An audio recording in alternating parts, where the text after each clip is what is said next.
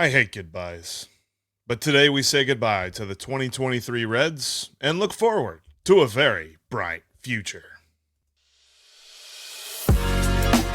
You are Locked On Reds, your daily Cincinnati Reds podcast, part of the Locked On Podcast Network, your team every day. You are Locked On Reds, your daily source for all things Cincinnati Reds. I'm Stephen Offenbaker.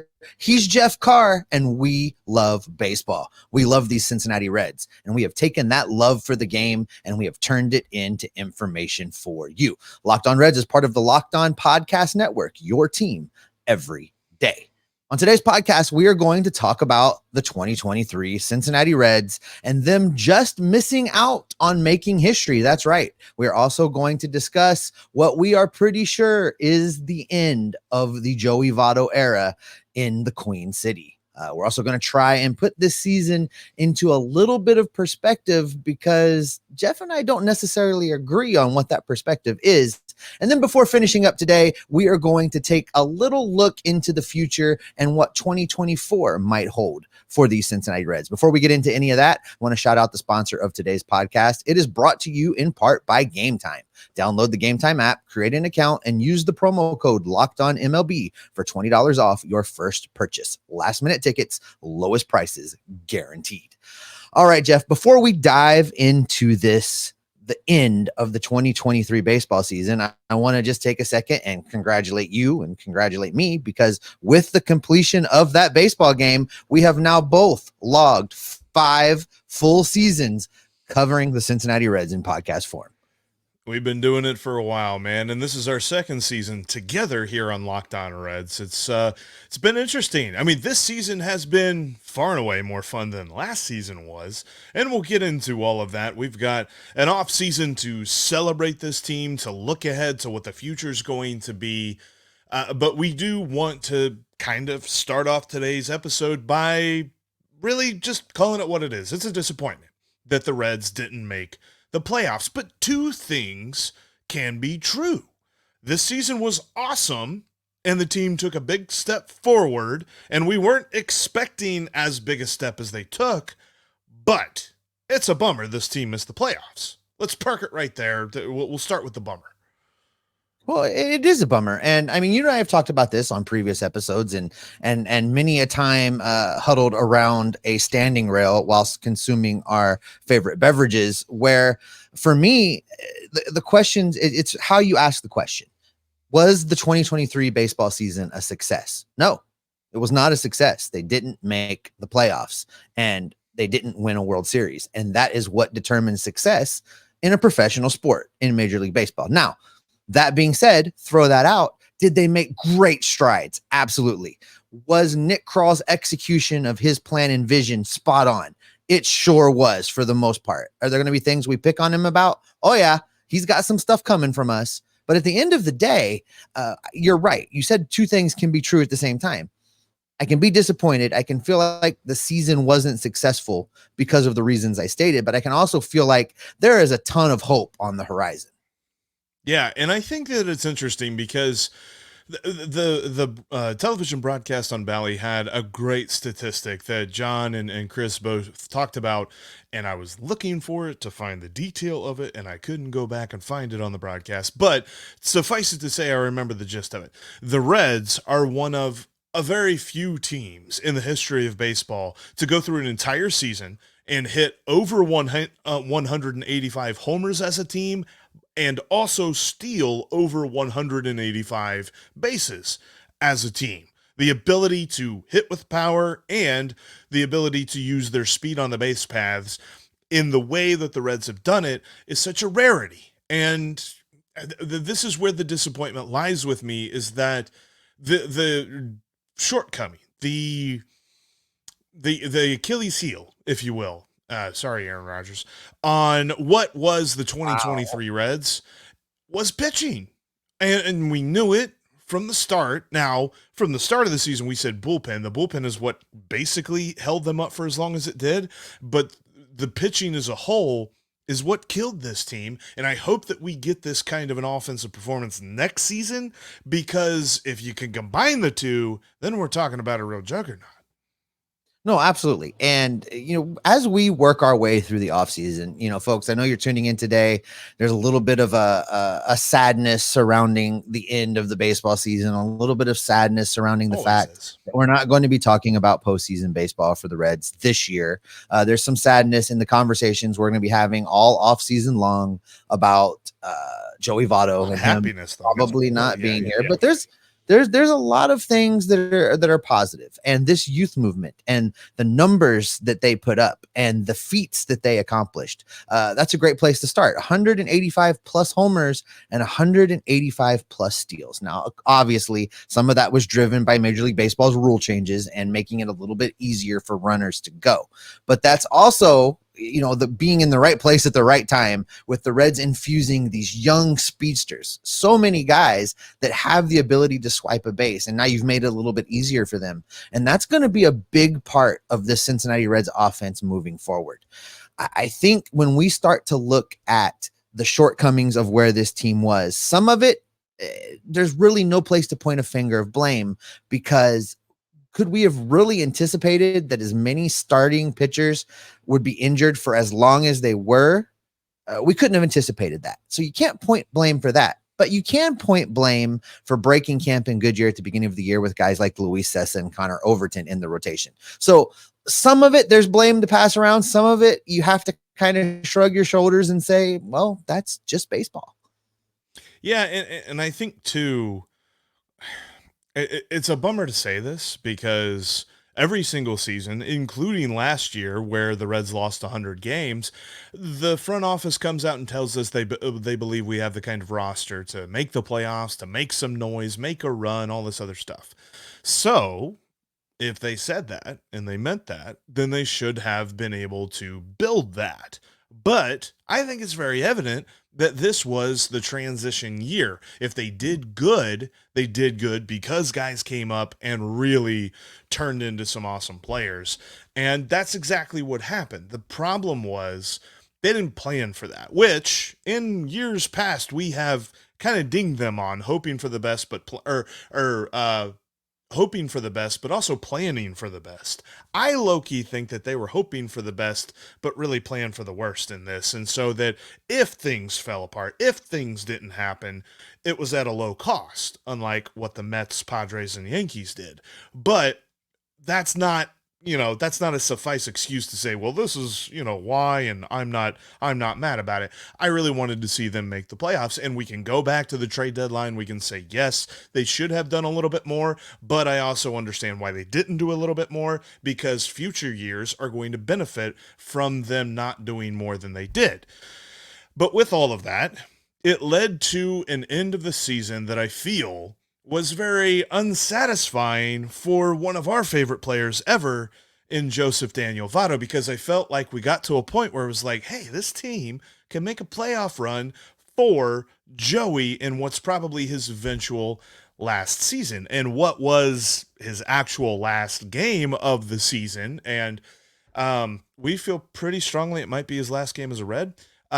Joey didn't finish the game because he was ejected. This is how Joey kind of explained that ejection. Typically, the umpire will allow a little bit of space while you're space to debate or argue or disagree with the call in the box immediately after the call. But unfairly, I went back, checked the video, and started griping about a call, and I get along. I really do get along really well with the umpires, and I have nothing but respect for them. And my respect of it has increased over the course of my career, just recognizing how difficult their job is, the travel, the scrutiny they're under, especially now more than ever. And here I am hollering at him, screaming at him from our dugout.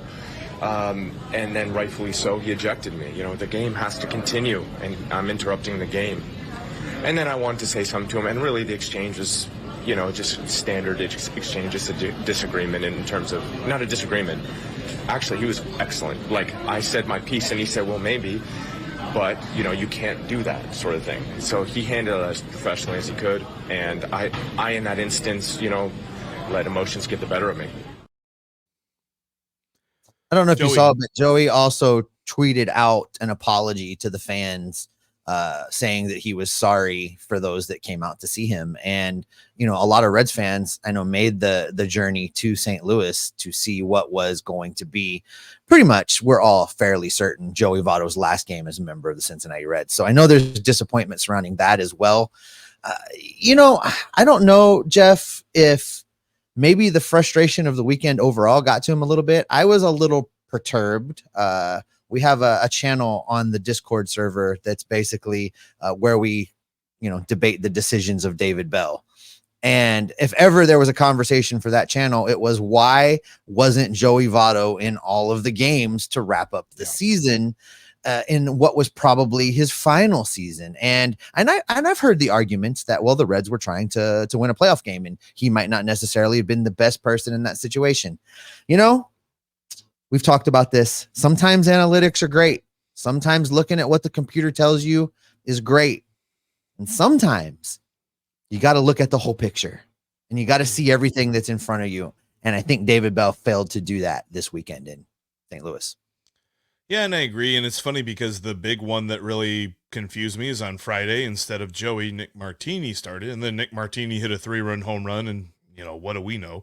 But I still think there was some way to get him in the lineup. I thought it was weird too. In fairness, everybody hit a 3-run home run on Friday. On Friday, yes, that's true. Everybody was hitting homers off of Cardinals pitching on Friday. Wish they would have done so on Saturday as well. But it was weird to see him not starting that game, but for him to not finish the final game, and for that to happen moments after just what was the veritable end of the Bengals game in the third quarter that was very obvious, and James and Jake will tell you more about that over at Locked On Bengals. We weren't happy. But then Joey gets tossed, and it was just like, sports hate me today. Whatever. Yeah, that was annoying to see, and that was disappointing. But this all leads us back to the whole thing that is the future. The future is not disappointing. The future is bright, but the future might not be with Joseph Daniel Votto. We'll tell you why coming up here in just a moment. Before we do that, though, I want to tell you about today's sponsor. That is Gametime. Gametime is the best way to get your last-second tickets for your next event. Now that Red season is over, there is football. There's still a little bit of soccer going on with SC Cincinnati. You've got hockey going on, basketball, got plenty of college sports around. Gametime can help you get to any of them. Plus, concerts, comedy performances, theater performances, all that great stuff you can check out at Gametime. Download the app today and use the code LOCKEDONMLB to get $20 off your first order. In fact, you can go to a playoff game if you want to drive up to Milwaukee and see them play the Diamondbacks, or I don't know, whatever. You might be detoxing a little bit and you just want to go see a comedy routine. Gametime can help you get there as well. They've got the Gametime guarantee, which means if you find tickets on another app in the same section, in the same row for lower prices, they'll credit you 110% of the difference because they're that sure that they got the best price. So like we always say, last second tickets and the lowest price is guaranteed over at Gametime. And when you download the app today, use the promo code Locked On to save $20 off your first order. Thanks as always for making Locked On Reds your first listen every single day, and we will continue to be with you every single day as we move through this offseason. Lots of great offseason content coming for you 5 days a week up until the winter meetings, and then the week after the winter meetings we'll drop down to a little bit of a protracted schedule for the offseason, but we're going to be with you all offseason long, and we'll get into a little bit more of what that's going to look like in just a few minutes. But we talked about the disappointment, Steven. Yes, it's disappointing that the Reds missed the playoffs, but there is hope, there is excitement, and there is lots and lots of just good vibes surrounding the future of this ball club. There are, and we've got a lot of things we're going to talk about with this team. And where I want to start, Jeff, and I didn't throw it in the notes because we don't generally write down toot our own horn kind of things, but they actually ended up exactly where we thought they could be if everything went right. Mm-hmm. And everything didn't go right, and they still ended up in that place. You and I talked about that this could be a team that was on the outer edge, on the fringe of possibly competing for the final wild card spot. And that's exactly what happened. We talked about 2024 being the window opening of full-on competitiveness for the Cincinnati Reds and having a team that could be one of the best teams in baseball with one of the lowest teams in baseball. Those are all things that you and I said all the way back in February. Matter of fact, it was Valentine's Day when pitchers and catchers reported in Goodyear Valentine's Day 2023. And lo and behold, that's exactly what this team is. And there's a lot to be excited about from this day forward. I find it interesting too, because this is like when you take a math test and you get the right answer, but your work doesn't add up to what the teacher's looking for, because yes, we were correct in that everything could go right and the Reds could contend for a playoff spot. We were just completely wrong about all of the details surrounding what could go right, because we said Jonathan India, Tyler Stevenson returned to form. That didn't happen. We said the pitching staff was going to anchor this thing with Green, Lodolo, and Ashcraft. Lodolo barely pitched. Ashcraft did a little bit and looked pretty well, but didn't finish the season. Hunter Green was very inconsistent, dealt with injuries a lot this year, and everything else that worked in the pitching staff had nothing to do with them. And we said, we're like, what happens if things go wrong? Well, most of the pitching staff is hurt. That happened, but things went even more right than we ever could have thought. It's so funny to see. It's like, yes, whenever your teacher's like, all right, give me your answer and show your work. And the teacher's like, okay, well, you got it right, but your work doesn't make any sense. And that's really where we were with that prediction.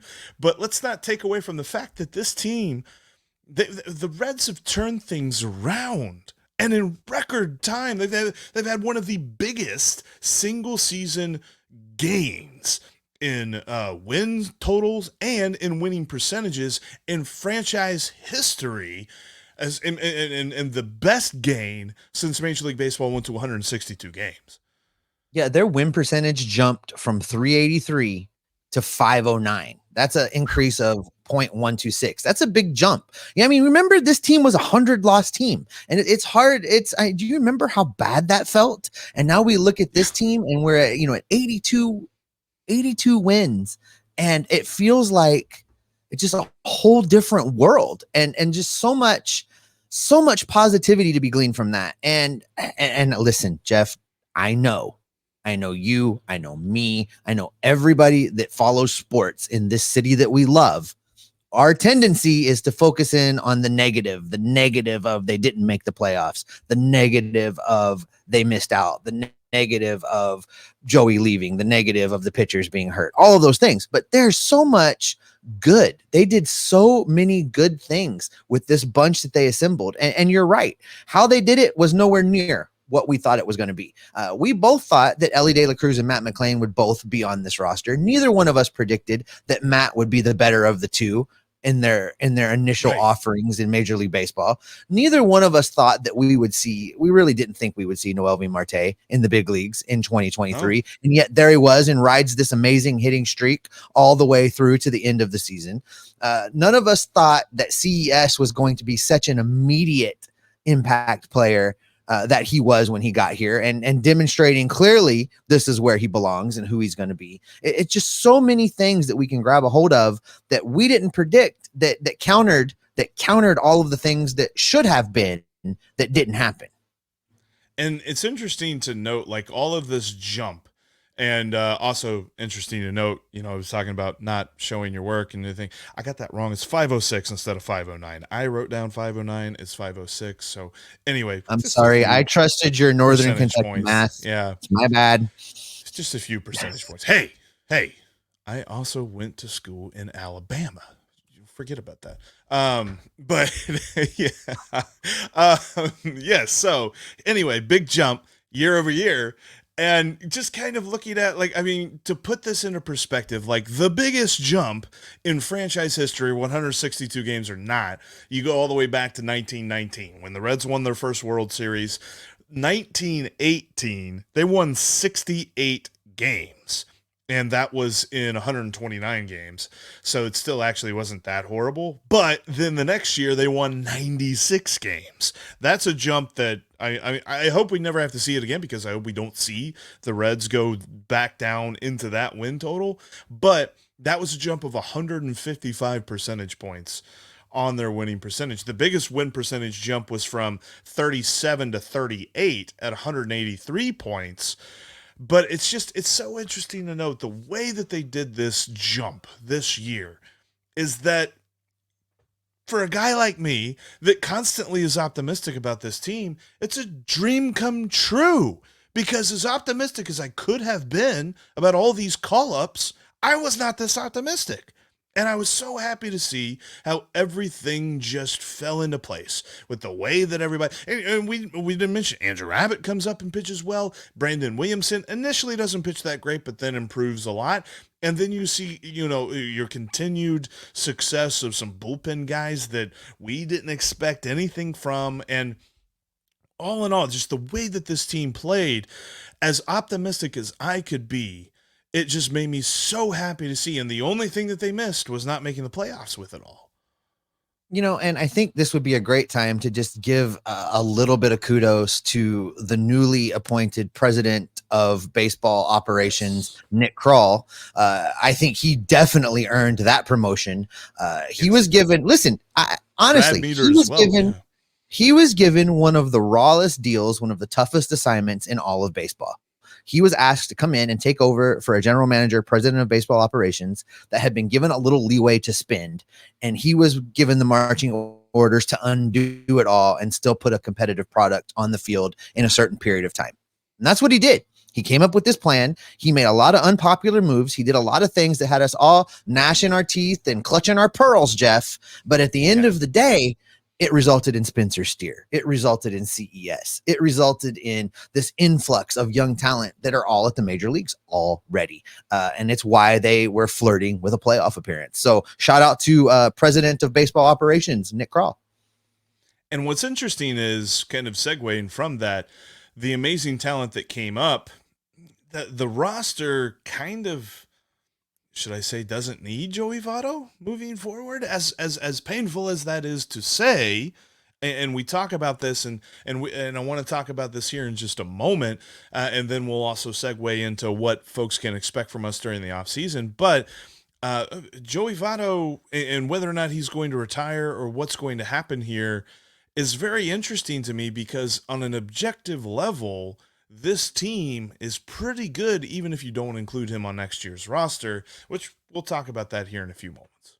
Well, absolutely. As a matter of fact, coming out of this next break, we'll hear directly from Joey Votto on what his take on this whole situation is of retirement. And then we'll begin to look into the future from there.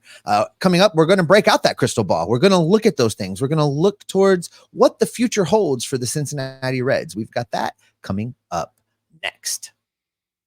Don't forget, you can follow this podcast on all platforms, including YouTube. Thanks so much for being here. Click subscribe, click the notification bell. At this point in the year, I'm sure you've done that already, but if you haven't for some reason, get that done for us. We'd appreciate it. And tell your friends about us, because we not only want to talk baseball with you, we want to talk baseball with them as well. Join us over on Discord.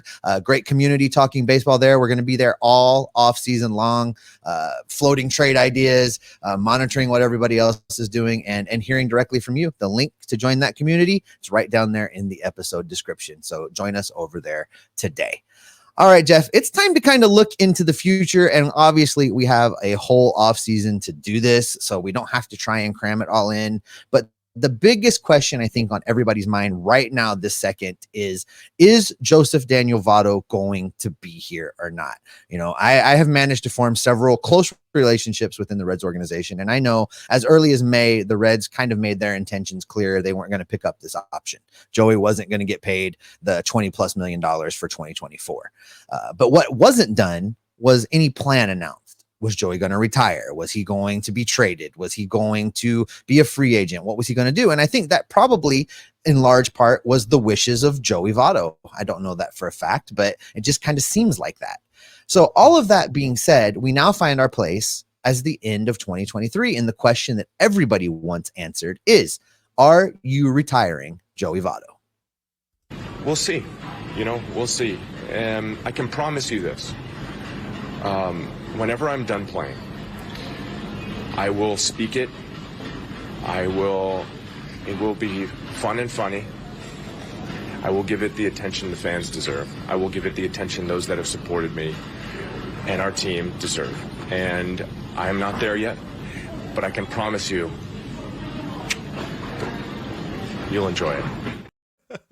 I'm not there yet. I know that was great. And that's this new Joseph Daniel personality that's emerged over the last couple years that I wish that baseball had been in a place and Joey had been in a place of comfort where we could have seen that his entire career, because that guy is fun. I love when he's like that. But the big key thing there, the big thing that he said, Jeff, is I'm not there yet.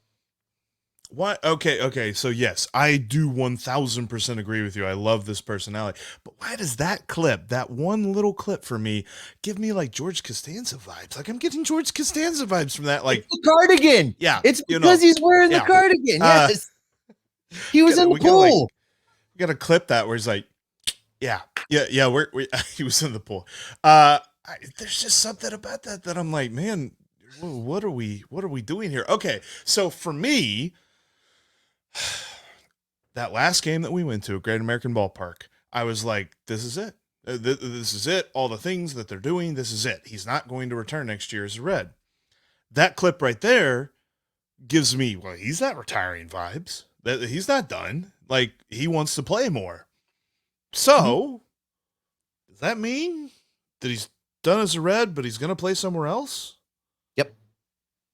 Yep, that's exactly what that means, Jeff. The things that the Reds were doing, the things we observed, switching out the bases every time, that's stuff to put in the Reds Hall of Fame. That's stuff for the eventual induction ceremony in Cooperstown. Those are things. So he's going in as a Red. No matter what happens next, when he goes in, he's going in as a member of the Reds. So they were looking forward. That was some forward thinking on the Reds' part. His time in Cincinnati is over. That he has said all along, since the Field of Dreams game, when he was mic'd up, I want to play. I want to play baseball. I love playing baseball. Those are the things that he's been saying. So that answer to the question now, if he was going to retire, he would have told us right then. And you and I have talked off air about how we wanted the goodbye ceremonies and the goodbye tours and the chance for everybody to show Joey a little love and all those things. And I don't think that he was in a place to say that that's what he was going to do. I think now looking at that clip, the reason we didn't have that this season is because he's going to play next year. Someone's going to take a flyer on Joey Votto, Jeff. I mean, we've talked about, are they people going to give him big money? Are they going to make him a starter? There is a place for Joseph Daniel Votto in this game in 2024.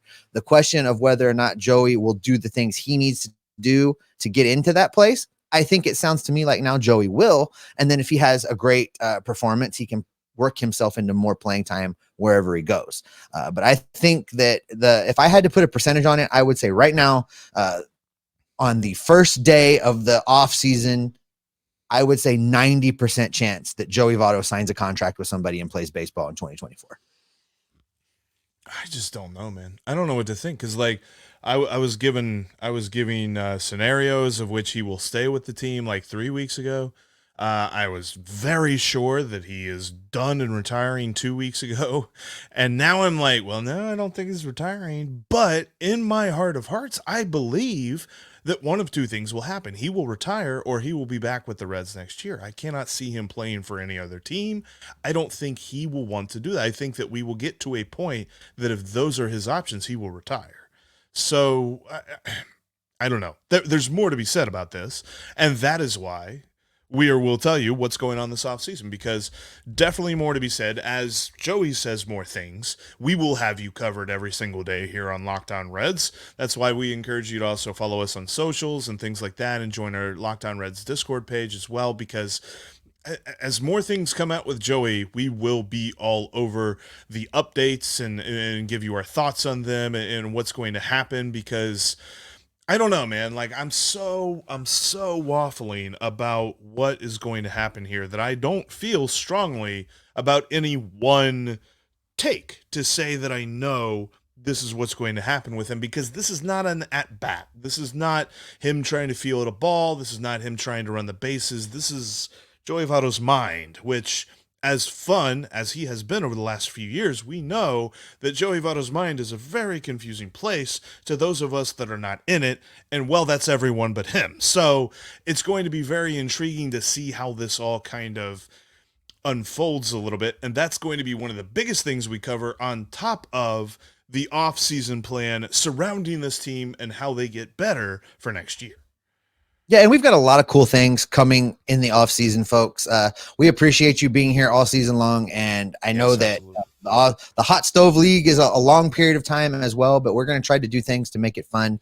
During the season, there was a lot of me and Jeff with the occasional visitor stopping by to fill in or help us out. We did a lot of crossovers. This off season, we're going to get back to some of the things we love. We're going to have some of the beat writers on. We're going to have a few of the players on. We're going to try and reach out to some of the minor league guys and get them on as well. We're going to have all of that in the off season to keep you connected to the Cincinnati Reds team and to be able to continue to talk baseball with you all winter long.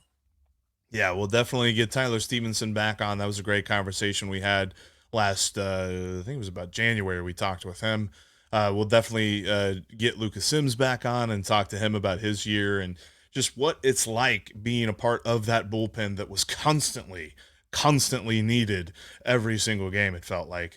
And one thing that's a little bit off the beat, I mean, we're going to unpack the season with John Sadak, but I also want to talk a little bit of Star Wars with him because there's a lot of fun Star Wars stuff going on. That might be an extra thing. But there's so much fun stuff going down. We're going to bring Chad Dotson on here to really celebrate this, and we've got to talk to him about the fact that he went back to the ballpark after that was the thing that he said that he would not do until a certain thing happened. And, well, that certain thing didn't happen, but he went back to the ballpark. So we got to ask him about that. But, yes, there's so much coming. Plus, we are going to dive deep. Like, we're going to give you some great information, some great statistics about player performances. We're really going to dive in. There's been a lot of fun stuff going on with the players on this team. We're going to dive deep into what most of them is their rookie season and what it looks like moving forward for these guys, what we can expect from them moving into next season. We're going to look at moments. We're going to look at fun moments, but we're also going to look at the missed opportunities because as much as we all can point to losing 9-0 or, losing a 9-0 lead, or we can point to the Cardinals scoring a bajillion on us in a must-win game or things like that and say that's the moment when we lost the playoff spot. There were some other ones as well that we'll dive into, but also just the big memories of the season because this has been one of the most fun years, most memory-filled years to be a Cincinnati Reds fan, and I hope that you appreciate that for that. That's one thing that as disappointed as we are that they didn't make the playoffs, that they didn't win the World Series.